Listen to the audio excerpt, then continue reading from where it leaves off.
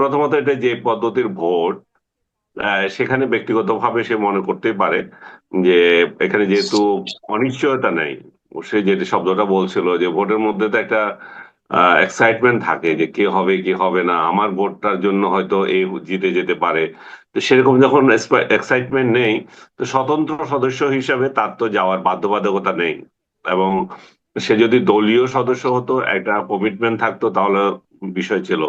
But আমি মনে করি না যে ব্যক্তিগতভাবে তিনি আহ মির্জা ফখরুল সাহেবকে অপছন্দ করেন, কিংবা কর্নেল অলির সাথেও তার তেমন বড় কোনো বিরোধ আছে। উনি হয়তো যান নাই ওনার নিজের ইয়েতে স্বতন্ত্রতা বজায় রাখার জন্যই যান নাই। যে আমি অলিকে তো ভোট দেওয়ার উনি প্রশ্ন আসে না ওনার নীতিগত ভাবে, যে জামাতের সাথে তার হয়তো ওই ঘনিষ্ঠতা নাই। দ্বিতীয়ত, বিএনপির সাথে তার দীর্ঘদিনের সম্পর্ক ঘনিষ্ঠতা ছিল, সেক্ষেত্রে উনি ফখরুল সাহেবকে ভোট দিতেই পারেন। কিন্তু এখন ভোট দিলাম না বলছে, আমাকে ছাড়াও তো ফখরুল হয়ে যাচ্ছে, বিষয়টা তাই দাঁড়িয়েছে। তো সেদিকে যান নাই। কিন্তু যে মারাত্মক যে বিষয়টা উনি আলোচনা করছেন, সেটা হচ্ছে 70 অনুচ্ছেদ, যেখানে আপনি আপনি যে দলের সদস্য হন সেই দলের প্রার্থীকে ভোট দিতে আপনি বাধ্য হচ্ছেন। এবং আমরা গত সপ্তাহে আলাপ করেছিলাম যে হুইপ বারবার তাগাদা দিচ্ছেন যে এটা এই অনুচ্ছেদ যদি কেউ ভঙ্গ করে, তাহলে কিন্তু তার অসুবিধা হবে, বা সদস্য পদ নিয়ে আহ এটা কি বলবো, আইনগত জটিলতা পড়তে পারে। কিন্তু দেখা গেল যে ফখরুল সাহেব তো নিজস্ব দল থেকেও আরো বাইরে বোধহয় 9টা না 19টা ভোট বেশি পেয়েছেন। তো এখন উনি ব্যাপক জনপ্রিয়, সেটাই প্রমাণ হলো। ওনাকে অন্য দলের বা অন্য স্বতন্ত্র লোকজনও ভোট দিয়েছে। সব মিলিয়ে এটি ঠিকই আছে। কিন্তু রুমিনের যে বিষয়টা, আরেকটা যে পয়েন্ট যেটা আমি পছন্দ করছি না বললাম, সেটা হচ্ছে যে আমরা দলে, ও বলছে যে আমরা দলের দলীয় একজন লোক ব্যক্তিকে কেন দেবো, আমরা কেন এরকম 24 পরবর্তী সময়ে এসে, বর্তমান সময়ে এসে একজন নিরপেক্ষ নির্দলীয় ব্যক্তিকে পছন্দ করতে পারলাম না। এটা একদিকে উনি যুক্তি দিতে পারেন, আমরা নিরপেক্ষ নির্দলীয় লোক ইয়ে করতে পারি না। কিন্তু আরেকদিকে আমরা যে নির্দলীয় নিরপেক্ষ লোকগুলোকে নিয়োগ দিয়েছিলাম, সেগুলোতে আমরা দেখেছি বারবার হোঁচট খেয়েছি আমরা। ওই লোকগুলো বরং বেশি মেরুদণ্ডহীন হয়। আবার অনেক ক্ষেত্রে এত অ্যারোগ্যান্ট হয়, তাকে সামাল দেওয়া কঠিন হয়। তো আমি নাম উচ্চারণ করে বলতে চাই না, অনেকে মরহুম। তো এই এই জায়গাটাতে আমি মনে করি যে বিএনপি যে তার দলীয় একজন ব্যক্তিকে মনোনয়ন দিয়েছে বা নির্বাচিত করেছে, সেটাই বরং বিজয়ের বিষয়। কারণ আমি একটা দল করব, আমার ডেডিকেশন থাকবে, এবং ত্যাগ থাকবে এই দলটার জন্য। কিন্তু সর্বশেষ পরিস্থিতিতে এসে, সর্বশেষ পরিণতিতে এসে আমি কেন ভোগ করবো না? সেখানে আমরা কেন তৃতীয় একজন ব্যক্তিকে নিয়ে আসবো? এখন নিরপেক্ষ ওই ব্যক্তিটা কে? এখন অনেকে তো মনে করে যে সেটা হচ্ছে ইউনুস। হ্যাঁ, বা ইউনুসের জাতীয় কেউ একটা। তো এই তো আবার আরেক আবর্জনা হলো যে ইউনুসকে যদি নিয়ে আসে। আপনি নিশ্চয়ই এর মধ্যে দেখেছেন যে শেখ হাসিনা বলেছে যে বিএনপি ফখরুলকে দিয়ে, অন্তত রাজনৈতিক একজন ব্যক্তিকে দিয়েছেন, সেটা তারা প্রশংসার জন্য আমি প্রশংসা করি। এবং যে ইউনুসকে যে দেয় নাই, সেটারও উনি প্রশংসা করলেন এই ভিন্ন অর্থে। এবং ইউনুসকে যেভাবে পোর্ট্রেট করলেন, বলছেন একটা একটা বিশেষ প্রাণীর সাথে মিল রেখে বলছেন যে তার লোভাতুর জীব এক হাত বের হয়ে গেছিল এটা রাষ্ট্রপতি নির্বাচন করার জন্য। তো ইন দ্যাট কেস আমি সবকিছু মিলিয়ে, এবং ওই ব্যক্তিটাও আবার ইউনুস নিজেও আবার ইয়ে দিয়েছেন, অভিনন্দন জানিয়েছেন, যদিও অনেকে মনে করেন যে সে অভিনন্দন জানাতে ওর বুক ফেটে গিয়েছিল। আপনি মজার একটা ব্যাপার ঘটেছে, ডাস্টবিন শফিক এবং তার টিম গতকাল ইউনুসের সঙ্গে দেখা করেছেন। যে 8 দিন পাইলো না, যেদিন তার তার শোকের দিন, মানে জ্বলতে জ্বলতে শেষ হয়ে যাচ্ছে, সেদিন ডাস্টবিন শফিকরা গিয়ে, তার প্রেস টিমের সদস্যরা গিয়ে তাকে মানে সান্ত্বনা জানাতে গিয়েছে। তো তো আগে যাইতে পরে যাইতে ভাই, ওই দিনই কেন যেতে হবে? তাহলে বোঝা যায় যে ইউনূসের গোলামগুলো আসলে এখনো তার গোলামি করার জন্য খুব রেডি হয়ে আছে। এবং তারা আশা করেছিল যে ইউনূস আবার রাষ্ট্রপতি হবে, তাদের আবার সুদিন ফিরে আসবে। তাদের যে এখন কুদিন চলতেছে তা না, তারা তো দুর্নীতির মাধ্যমে অনেক টাকা ইনকাম করেছে, এবং দুর্নীতিবাজদের ছাঁটায় একটা দুর্নীতিবাজকে ইয়ে করে, আপনার কি বলবো না এটা, রেহাই দিয়ে দুদকের মাধ্যমে, এবং তার পয়সা দিয়ে একটা পত্রিকাও বের করেছে। কোন কি আবর্জনা লেখে আমি জানি না, হয়তো আমার দেশের ইংরেজি ভাষণ করবে বলে শুনেছিলাম। তো আমি যেটা বলতে চাচ্ছি যে যে এই যে ইউনুসকে যে দিল না, এটা মানে শেখ হাসিনার স্বস্তি নয় শুধু, আমি মনে করি যে মানে সমগ্র দেশবাসীর একটা স্বস্তি, এবং বিএনপির এটা সবচেয়ে বড় ক্রেডিট পাওয়ার যোগ্য যে অন্তত একটা এমন একটা পরিস্থিতি পড়লো না। এবং ইউনুসের লোকগুলো বারবার হুমকি দিতে যাচ্ছিল, এবং পলাতক ইউটিউবাররা সহ সবাই যে ইউনুস ফখরুল সাহেবকে করা কিন্তু এত সহজ না, তাহলে মূল্য দিতে হবে, হ্যাঁ পারবে না, মানে আকার ইঙ্গিতে বুঝিয়েছে যে আহ, ইউনুস এত শক্তিশালী, তাকে উপেক্ষা করা সম্ভব না। তো আল্লাহ রহমতে সবকিছু ঠিক মতো হয়েছে। ফখরুল সাহেবের মতো একজন সজ্জন ভদ্রলোক নির্বাচিত হয়েছেন। এবং আজকে আমরা আবার দেখি যে আমরা আলোচনা করেছিলাম যে এই পদে আরেকজনের নাম খুব আলোচিত হচ্ছিল, এই মঈন খান। আজকে আমরা দেখলাম যে এই শপথের পরপর মঈন খানও মন্ত্রী হিসাবে শপথ নিচ্ছেন। জি, তো এটাও আমি এক ওই ধরনের, বিষয়টা আসবো, ওই প্রসঙ্গে একটু পরে আসছে মঈন খান প্রসঙ্গে। না আমি তার আগে বলছি আমি যে আরেকটা প্রসঙ্গে একটু বলতে এটাও চাই। এক ধরনের সম্মান প্রদর্শন হলো কিন্তু তার জি প্রতিদ্বন্দ্বী বা যারা আহ, আহ, পদ প্রত্যাশী ছিলেন তাদের প্রতিও। হ্যাঁ বলেন। জি আরেকটা প্রসঙ্গ যেটা হলো সেটা হলো যে এই রাষ্ট্রপতির ক্ষমতা, আমরা জানি রাষ্ট্রপতি রাষ্ট্র বলতে গেলে তেমন কোনো ক্ষমতা এই মুহূর্তে নেই। তারপরেও তো এটা আলংকারিক পোস্ট, কিন্তু আমরা দেখেছি যে জুলাই আন্দোলনের পর যে জাতীয় ঐক্যমত্য কমিশন অথবা বিএনপির যে ৩১ দফা, সব জায়গায় আমরা দেখেছি রাষ্ট্রপতিকে আরো একটু ক্ষমতা বান করার জন্য একটা প্রক্রিয়া, একটা প্রচেষ্টা, একটা আকাঙ্ক্ষা অনেকের মধ্যে আছে। তো আমার আপনার কাছে প্রশ্ন হলো, দুটো প্রশ্ন একসঙ্গে। একটা হলো রাষ্ট্রপতির ক্ষমতা কি আসলে একটু বাড়ানো দরকার কিনা, আর দ্বিতীয় প্রশ্নটা হলো রাষ্ট্রপতি নির্বাচনে এই যে ৭০ অনুচ্ছেদের কঠোর প্রয়োগ করার যে ব্যাপারটা, এটা থাকা হুম। উচিত কিনা। না, এটা তো সালাউদ্দিন সাহেব বললেন যে আগামী নির্বাচন হবে ৭০ অনুচ্ছেদ পরিবর্তন করে।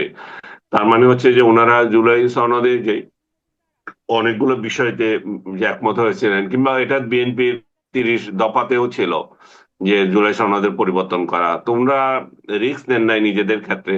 তো আগামীর জন্য যদি একটা ইনস্টেন্স রেখে যান, ইটস বেটার। আমরা আগামীটা অন্তত ভালোটা হোক এটা চাই, যেহেতু জুলাই সনদের অনেকগুলো ইস্যুজ এখনো চলমান আছে। এবং ওরা একটা সংসদীয় কমিটি করেছে বিএনপি, এবং সেই সংসদীয় কমিটিতে সমান সমান সদস্যপদ পায়নি বলে বিরোধী দল এখনো অংশই নেয়নি। তো এমন একটা অবস্থায় তো এটাকে সংশোধনী করে তারপর ইলেকশন হবে, সেটা আশা করা খুব দুরূহ ছিল। যে এই যে পরিস্থিতিতে হয়ে গেছে, সামনেই যাতে আরো বেটার হয়। এবং ওই সনদের আরো কিছু ব্যাপার আছে, ওই সনদে তো এটাও আছে যে একজন উপরাষ্ট্রপতি থাকবে। তো আমি বুঝি না, রাষ্ট্রপতিরই যেখানে কাজ নাই আরেকটা উপরাষ্ট্রপতি কি করবে। এবং এই সনদে এগুলাকে এগুলোকে লোকদেরকে পুরস্কার দেওয়ার জন্য হচ্ছে কিনা। রাষ্ট্রপতির আহ মর্যাদা বাড়ানো দরকার, মর্যাদা তো থাকা উচিত, কিন্তু উনার কার্যক্রম কি বাড়াবে? ওনার কার্যক্রমে এমন কি রয়ে গেছে যে উনি আহ, এখন পারছেন না? রাষ্ট্রের যদি গোলযোগ হচ্ছে, কোনো কিছু তো হচ্ছে, সেখানে তো উনি বিশেষ ক্ষমতা আইন জারি করা, এই এই এই এই ইয়ে ওনার রয়ে গেছে। ওনার দ্বিমত করার অনেকগুলো বিষয় উনি যদি চান নিশ্চয়ই করতে পারেন, শুধুমাত্র কিতাবে আছে তাই আমি করতে পারি না তা না।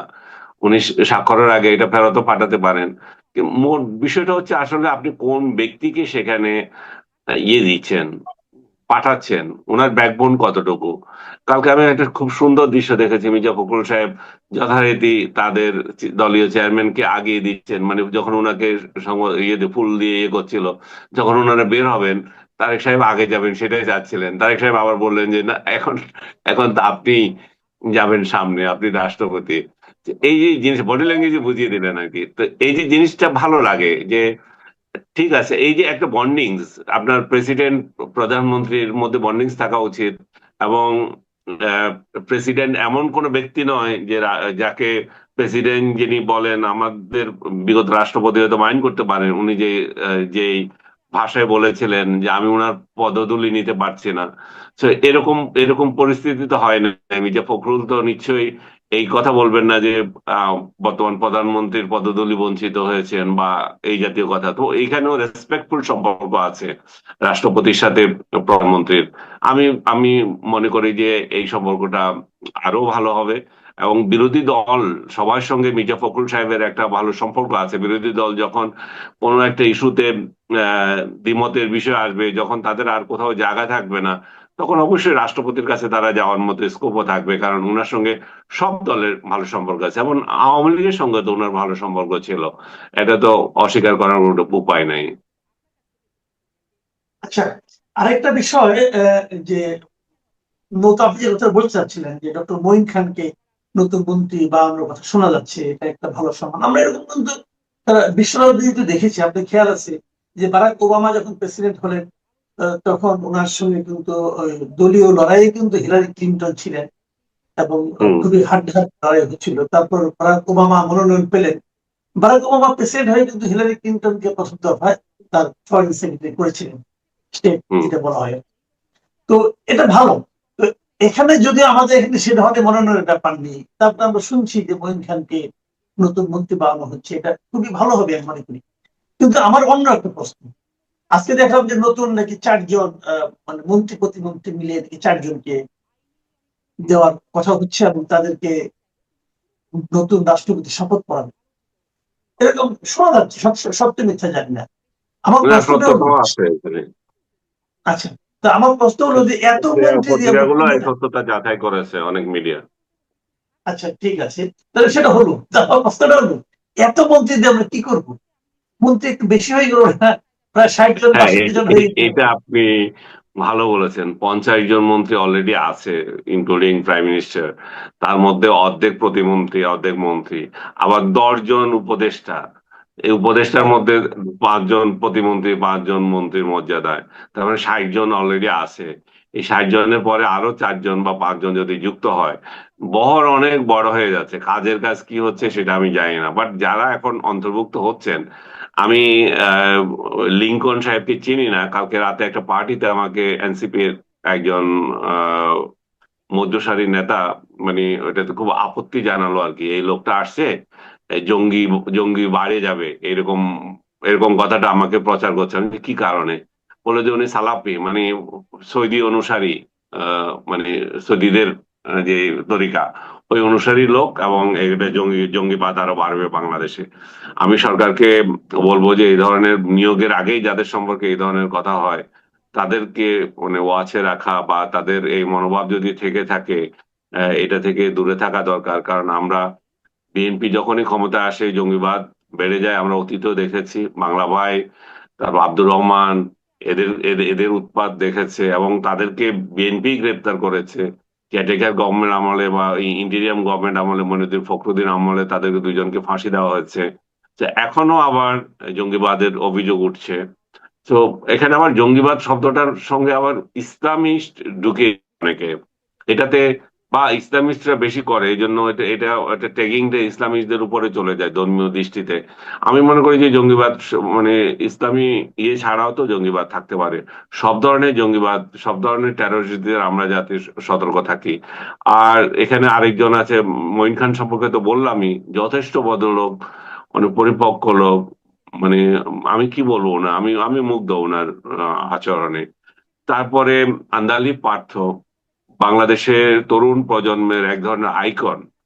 আমি দেখেছি তাকে যখন বিগত সরকারের আমলে ছিল, যখন পার্লামেন্টে বক্তৃতা দিত আওয়ামী লীগ আমলে। তো তার জন্য এই পুরস্কারটা আমি মনে করি যে মন্ত্রী হওয়াটা একটা আহ, দেশের জন্যই এটা এটা ভালো। এবং আর তার মেধা প্রজ্ঞা যদি এই সরকার কাজে লাগাতে পারে, সেক্ষেত্রে রাষ্ট্র লাভবান হবে। এবং এই ধরনের শিক্ষিত, ভদ্র এবং তেজস্বী লোকজন যদি মন্ত্রিসভায় যোগ হয়, তাহলে সেখানে সরকার এবং দেশেরই উপকার হয়। আরেকজন আহ আরেকজনের কথা আমি শুনলাম, উনি হচ্ছেন যে হিল ট্র্যাক্টের। পার্বত্য এলাকা। তো হ্যাঁ, পার্বত্য এলাকা। হ্যাঁ, পার্বত্য এলাকার পার্বত্য মন্ত্রী যেহেতু পদত্যাগ করেছেন, আগে যিনি ছিলেন, আমার ধারণা করি যে ওনাকে ওই মিনিস্ট্রিতে দেওয়া হবে। সেখানে সেখানকার অভ্যন্তরীণ রাজনীতি এবং আহ, গোষ্ঠীগত বন্ধন এই সমস্ত চিন্তা করে রাজনৈতিক নিয়োগ দেওয়া হয়। তো আমার মনে হয় সেটাও যাচাই বাছাই করা হয়েছে। বাকি আর যেগুলো আছে আমি চিনি না, কে কে হবে আমরা সেই পর্যন্ত তো অপেক্ষা করতে হবে। সন্ধ্যায় রাষ্ট্রপতি শপথ নিচ্ছেন। রাষ্ট্রপতি শপথ নেওয়ার পরে এই শপথ অনুষ্ঠান হবে বলে পত্রিকায় এখনো পর্যন্ত খবর এসেছে। একটা বিষয় যে এমনও আমি এটা বুঝি না জিনিসটা, যেমন ধরেন আপনার এই যে 4 জন মন্ত্রী নিচ্ছেন, আহ আমার তো মনে হয় কিছু মন্ত্রণালয়ে যাদের পারফরমেন্স খারাপ ছিল তাদেরকে হুম। সরিয়ে নিলে ভালো হতো। তারপরে হয়তো সরাবেন, আমি যাই না, বলতে পারবো না, কিন্তু দেখেন আপনার পার্বত্য এলাকা, পার্বত্য এলাকায় কিন্তু আগে একজন মন্ত্রী ছিলেন, একজন প্রতিমন্ত্রী ছিলেন, এই প্রথমবারের মধ্যে ওখানে একজন প্রতিমন্ত্রী দেওয়া হয়েছিল। কিন্তু পার্বত্য বিষয়ক যে মন্ত্রণালয়, এটা কিন্তু একটা ছোট মন্ত্রণালয়, এখানে 2 জন মন্ত্রী। আবার ধরেন এখন যেটা শোনা যাচ্ছে ধর্ম মন্ত্রণালয়ে যদি লিঙ্কন সাহেবকে নেওয়া হয়, তো ধর্ম মন্ত্রণালয়ের কাজও কিন্তু, এটার কিন্তু একটা ছোট মন্ত্রণালয়, তেমন তো কোনো কাজ নেই। তো এখন এখানে একজন পূর্ণমন্ত্রী আছেন, আরেকজন প্রতিমন্ত্রী নেওয়ার দরকারটা কি? মানে এই যে একজন মন্ত্রী যখন আপনি নেবেন, তার পেছনে তো জনগণের অর্থের একটা বিপুল মানে বিনিয়োগ থাকে। তো হুম। এগুলিকে মানে উনি একদিকে কৃচ্ছ সাধনের উদাহরণ তৈরি করছেন, আরেকদিকে এত এত মন্ত্রী প্রতিমন্ত্রী উপদেষ্টা ওনার বিশেষ সহকারী অমুক তমুক দিচ্ছেন। একজন মাত্র ইউনিভার্সিটি থেকে পাশ করলেন, উনি হয়ে গেলেন মানে আপনার অতিরিক্ত সচিব পদমর্যাদা, যার নাকি বিসিএস পরীক্ষা দিয়ে এখন মানে আপনার হওয়ার কথা, হ্যাঁ, সে ওখানে যে অতিরিক্ত সচিব হয়ে যাচ্ছেন চট করে উপদেষ্টা হয়ে। তো এই যে বিষয়গুলো, এগুলো আসলে মানে খুব প্রয়োজনীয় কিনা আমি বুঝতে পারছি না। আপনি কি বুঝেন? আমি মনে করি যে মাথা বাড়িটা কম করা উচিত এক কথায়। সেটা আহ বিবেচনা করা উচিত। এখন প্রাথমিক অবস্থায় হয়তো রেখেছেন, পরবর্তীতে হয়তো এটা ছাঁটাই করতে পারেন। কারণ প্রাথমিক অবস্থায় রাষ্ট্র যে মানে একটা দুর্যোগের মধ্যে দিয়ে এসছে, 24-এর পরে গত দেড় বছর যেটা যেভাবে ধ্বংস করে দিয়ে গেছে। এবং তারা আবার মনে করে যে ইউনূসের আগেও ধ্বংস ছিল। তো এই প্রেক্ষিতে তারা তৈরি করছে, কিন্তু বাস্তবতা হচ্ছে যে এটা তো জনগণের টাকা। জনগণের টাকা এত হাতি পোষার তো প্রয়োজন নেই, এটা কমিয়ে আনতে পারে তারা। জি, আমাদের নতুন রাষ্ট্রপতির শপথ গ্রহণ অনুষ্ঠান, এর পাশাপাশি এটা প্রধান খবর, কোনো সন্দেহ নাই, কিন্তু এর পাশাপাশি প্রথম পৃষ্ঠায় আসার মতো কোনো খবর কি আজকে ছিল না? ছিল। সেটা হলো আজকে থেকে ঠিক 22 বছর আগে এই দিনে, এই 21শে আগস্টে এই দেশে একটা ভয়ঙ্কর ঘটনা ঘটেছিল। সেই ভয়ঙ্কর ঘটনা হলো একটা সমাবেশে, একটা জনসভায় গ্রেনেড মারা হয়েছিল। এবং সেই গ্রেনেড মারার কারণে আওয়ামী লীগের একটা সমাবেশ, যে সমাবেশে আওয়ামী লীগের তৎকালীন যিনি সভানেত্রী ছিলেন এবং আওয়ামী লীগের শীর্ষস্থানীয় নেতৃবৃন্দ ছিলেন, তারা সবাই সেই সমাবেশে উপস্থিত ছিলেন।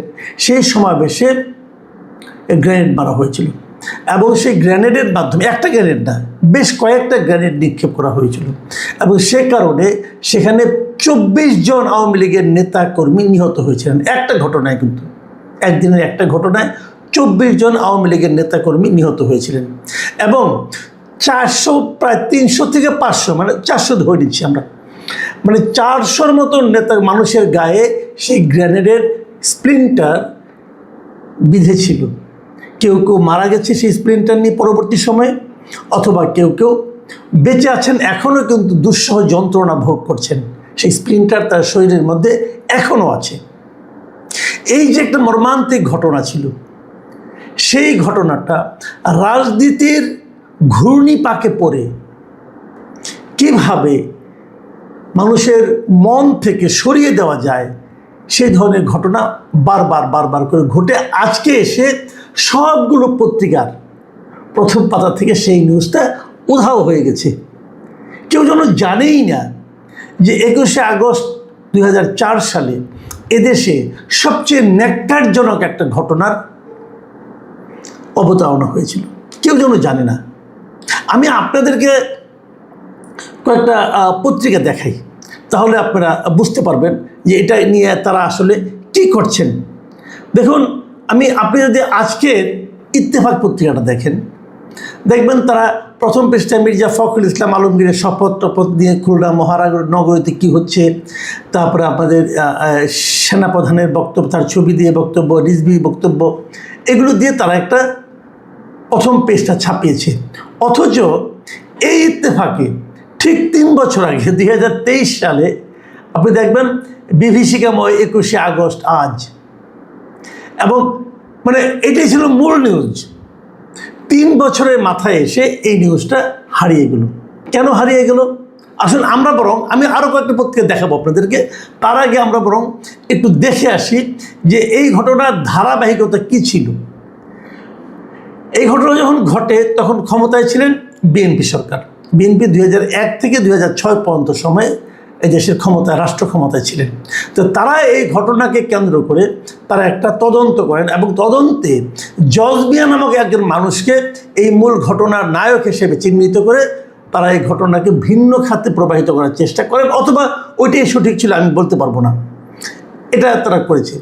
2008 সালে যখন তত্ত্বাবধায়ক সরকার এলো, আমি সংক্ষেপে বলছি, 2008 সালে যখন তত্ত্বাবধায়ক সরকার এলো, মানে তত্ত্বাবধায়ক সরকার যখন ছিল আর কি, 2008 সালে এসে তারা এই ঘটনাকে সিআইডি নতুন করে তদন্ত করলো এবং 2008 সালে তারা 22 জনের বিরুদ্ধে প্রথম চার্জশিট দাখিল করলো। তখন আর কিন্তু বিএনপি ক্ষমতায় নেই। এরপর আওয়ামী লীগ 2011 সালে এসে একটা সম্পূরক চার্জশিট করলো। সম্পূরক চার্জশিট মানে আগে যে চার্জশিটটা দেওয়া হয়েছিল তৎকালীন সেনা সমর্থিত তত্ত্বাবধায়ক সরকার আমলে, সেই চার্জশিটের বাইরে যে, সেটা কিন্তু 2008 সালে ছিল, সেটাকে চেঞ্জ করে তারা 2011 সালে আরেকটা চার্জশিট দিল। তো ওটা হবে না, নতুন করে এটা করতে হবে। আচ্ছা ঠিক আছে, সেটাতে করে সেখানে তারা তারেক রহমানকে আসামি করলো, আরও অনেককে, মানে তারেক রহমান সহ আরও 30 জনকে আসামি করলো। এবং সেই মামলা 2018 সালে 10 অক্টোবরে এসে সেই মামলা রায় ঘোষণা করলো এবং সেই রায়ে মানে লুৎফুজ্জামান বাবর সহ 19 জনকে মৃত্যুদণ্ড দেওয়া হলো। লুৎফুজ্জামান বাবর সেই ঘটনার সময় স্বরাষ্ট্র প্রতিমন্ত্রী ছিলেন। 19 জনকে মৃত্যুদণ্ড দেওয়া হলো এবং তারেক রহমান সহ 19 জনকে যাবজ্জীবন কারাদণ্ড দিল। মানে এই ঘটনাটা ঘটলো কখন খেয়াল রাখবেন, 2018 সালে, মানে তখন আওয়ামী লীগ সরকার।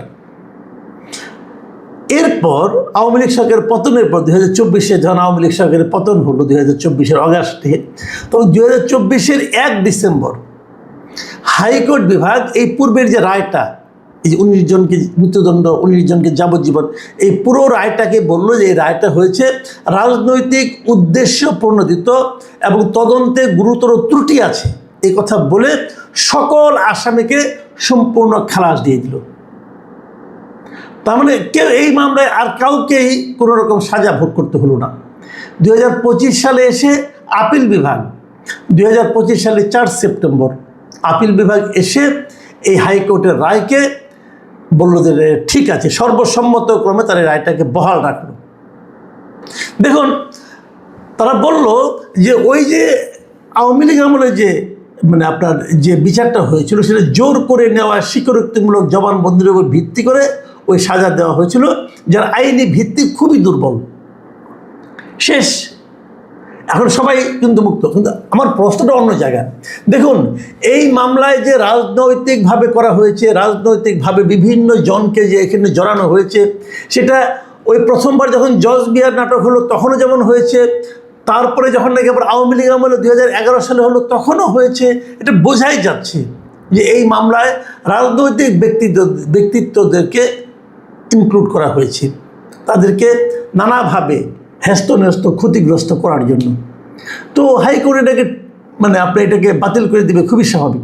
কিন্তু প্রশ্ন হলো 2004 সালের 21শে আগস্ট কি গ্রেনেড হামলার একটা ঘটনা ঘটেছিল? সেই ঘটনায় কি একটা বিপুল সংখ্যক মানুষ আহত হয়েছিল? সেই ঘটনায় কি 24 জন লোকের মৃত্যু হয়েছিল? হয়েছিল। যদি হয়ে থাকে, যারা মারা গেছেন, যারা আহত হয়েছেন, তাদের কি বিচার হবে না?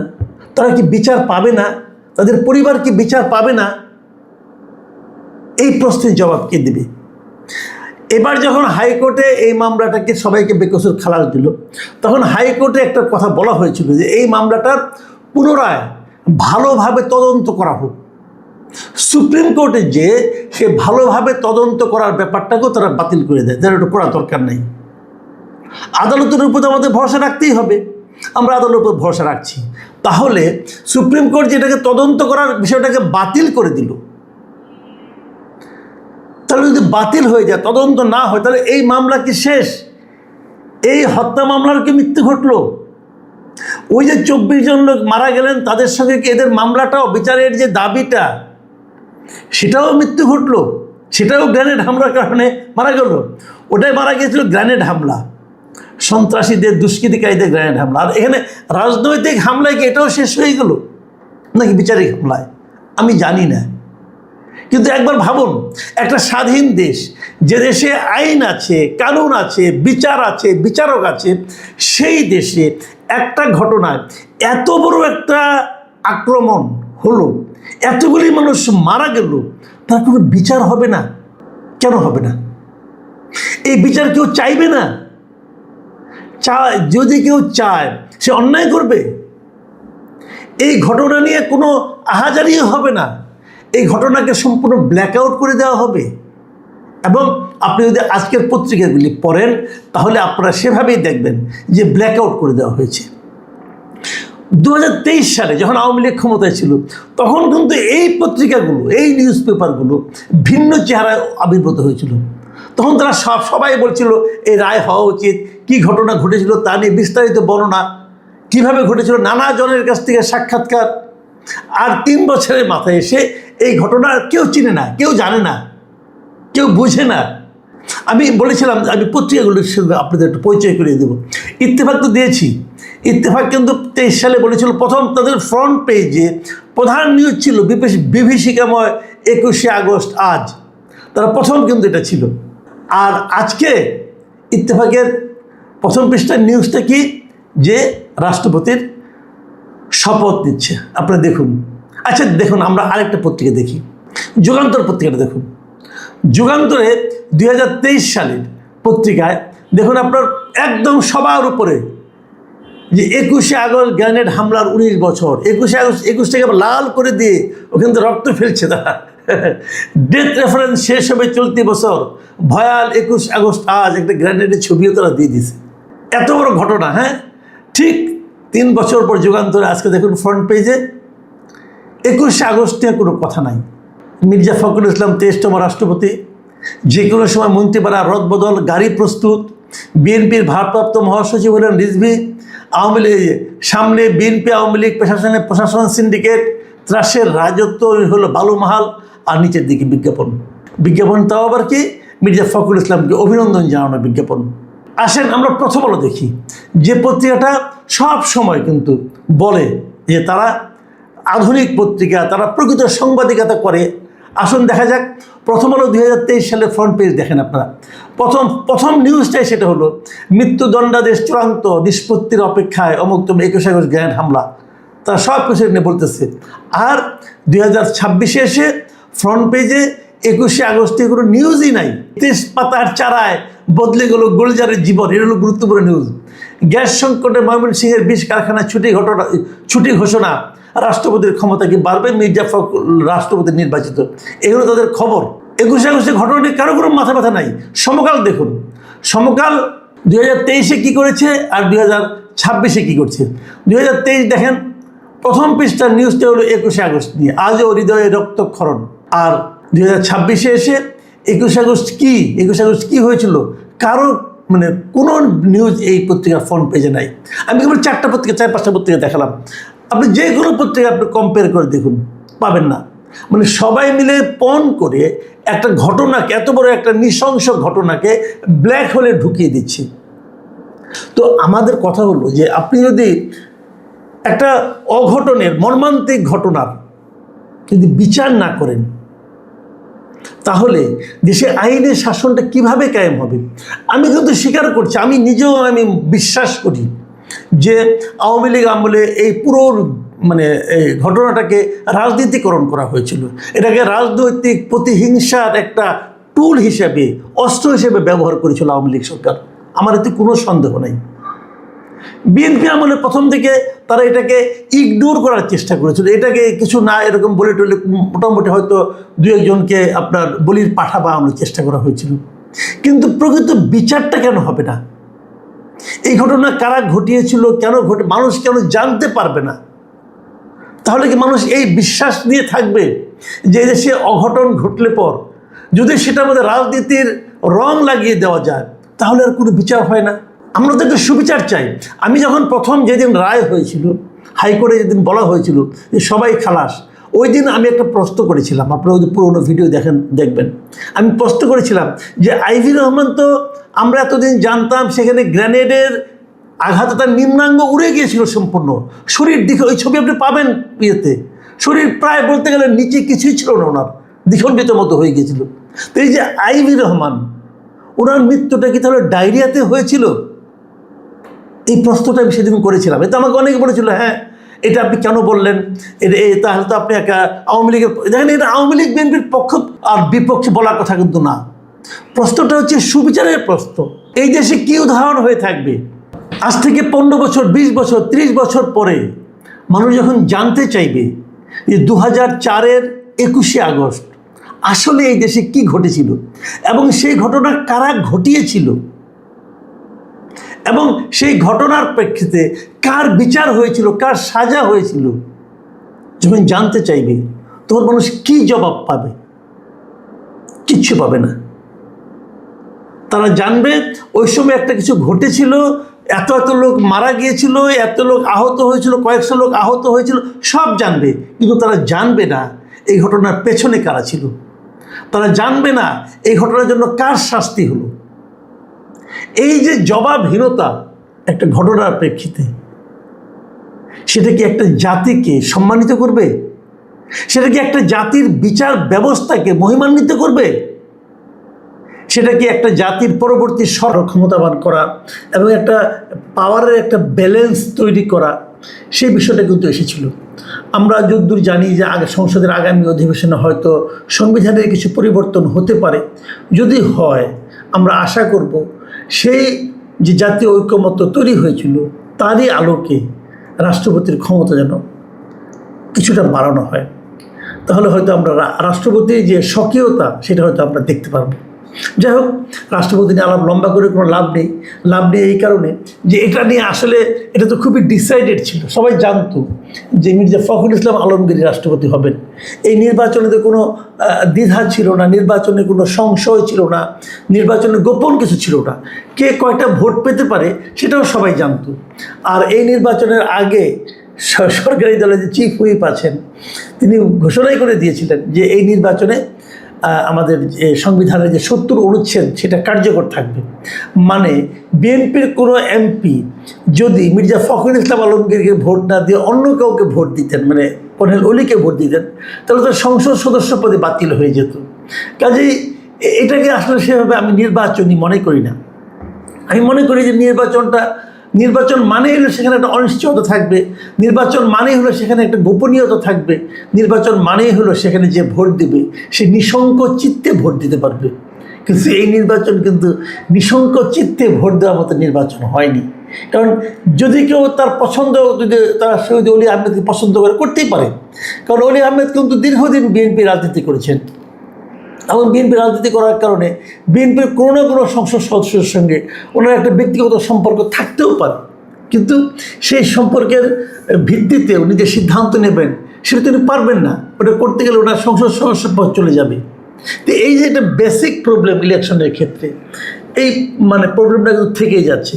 আমি চাইবো যে এই ধরনের যেন না থাকে, নির্বাচন যেন নির্বাচনের মতো হয়। নির্বাচন মানেই সেখানে গোপন থাকবে, যে যার যেটা ইচ্ছা সে ধরনের মত প্রকাশ করবে এবং মত প্রকাশের ক্ষেত্রে কোনো ধরনের সংশয় থাকবে না। মত প্রকাশের ক্ষেত্রে সে নিঃসংক চিত্তে মত প্রকাশ করতে পারবে। তাকে হুমকি দেওয়া হবে না যে তুমি অমুককে ভোট দিলে কিন্তু তোমার এমপিশিপটাই থাকবে না। এটা নির্বাচন নয়। যাই হোক, তারপরে হয়েছে, এটা নিয়ে আর নতুন করে বলার কিছু নেই। আর মির্জা ফখরুল ইসলাম আলমগীর খুবই যোগ্য ব্যক্তি, প্রেসিডেন্ট হিসেবে ওনাকে আমি পছন্দই করি। আমি আশা করব যে উনি খুব ভালোভাবে ওনার উপর অর্পিত দায়িত্ব পালন করবেন। কিন্তু আজকে আমি আসলে যে বিষয়টা নিয়ে কথা বলার জন্য আগের থেকে প্রস্তুতি নিচ্ছিলাম, সেটা হলো দুদিন আগে মানে 3 দিন আগে এই সোশ্যাল মিডিয়াতে, মানে ইউটিউবে আমি একটা কন্টেন্ট দেখেছি। সেই কন্টেন্টটা হচ্ছে, আপনারা সবাই চেনেন ওনাকে, মিস্টার পিনাকি ভট্টাচার্য। উনি একটা কন্টেন্ট করেছেন এবং উনি প্রায়ই নানা বিষয় নিয়ে কন্টেন্ট করেন। আমি আগেও বলেছি, উনি আমাকে নিয়েও অনেকবার অনেক কিছু বলেছেন।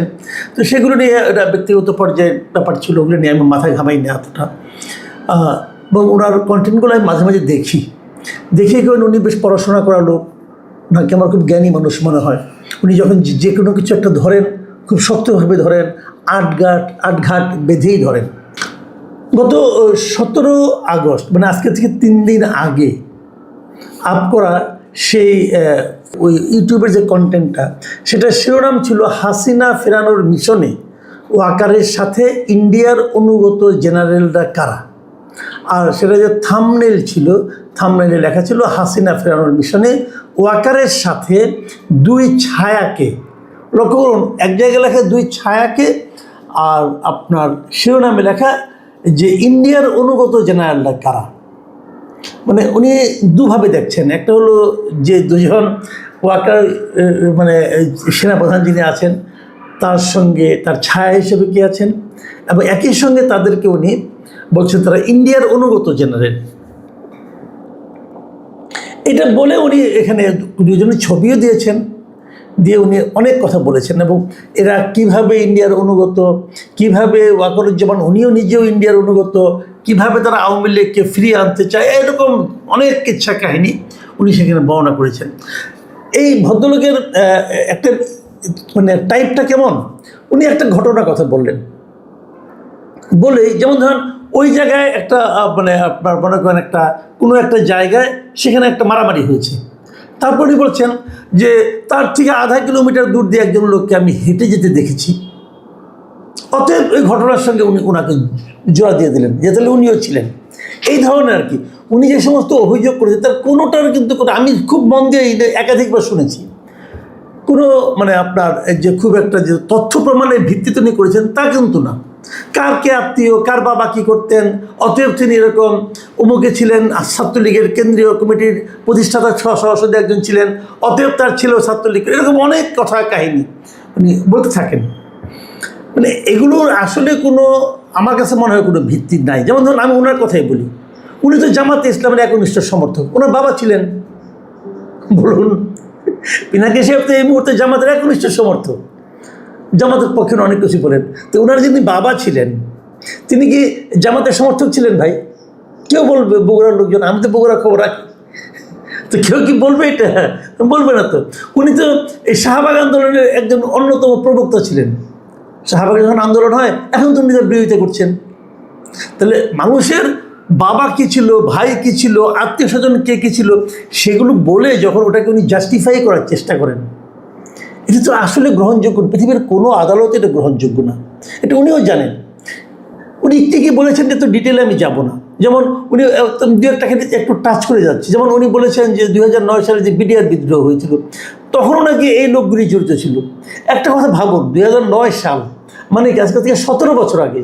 ওনারা এখন হলেন দুজন, যে দুজনের কথা বলছেন ওই দুজন এখন ব্রিগেডিয়ার জেনারেল, আমাদের সেনাপ্রধান মেজর জেনারেল ধরা যাক। তো 17 বছর আগে ওনার র্যাঙ্ক কী ছিল? বড়জন মেজর ছিলেন, আমি ডিটেল জানি না, আমার ধারণা বড়জন মেজর ছিলেন। তো ওই সময় 2জন মেজর মানে ঠিক করে দেবেন কীভাবে কী হবে, এবং ওনাদের কারণেই সব অঘটন ঘটেছে এটা ওনারা বলবেন, আর সেটা এদেশের মানুষ মানবে? বলুন, এগুলি কোনো যুক্তি হতে পারে? তো উনি বলে যাচ্ছেন মনের মাধুরী মিশে কার সঙ্গে কার আত্মীয়, এগুলো হয়েছে। যাক, এত ডিটেল আমি যাচ্ছি না।